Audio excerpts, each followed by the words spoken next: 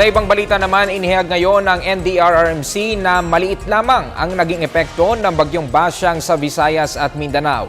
Base sa tala ng NDRRMC, 6 katao ang nasawi at karamihan sa mga kanila ay nagmula sa Cebu. Si Wayway Makalma ang ting tagapagbalita. Maliit lang ang epekto ng bagyong Basyang sa bansa na 3 araw na nalasa sa Mindanao at Visayas. Ayon sa huling tala ng National Disaster Risk Reduction and Management Council, 6 ang naiulat na namatay, halos lahat ay naitala sa Cebu, habang 5 ang nawawala.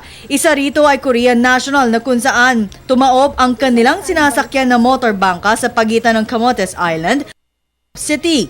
Umabot naman sa higit 9,000 pamilya ang naapektuhan dahil sa bagyo mula sa Region 6, 7, 8 at Caraga Region.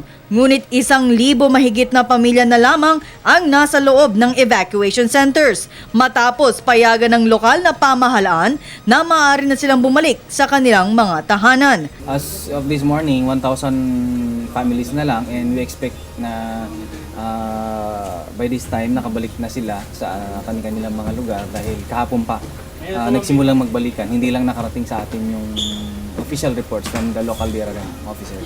Sa kasagsagan naman ng bagyo, nawalan ng kuryente sa ilang bahagi ng probinsya ng Cebu at Bohol. Pero nitong linggo lang ay naibalik na ang kuryente sa mga apektadong lugar.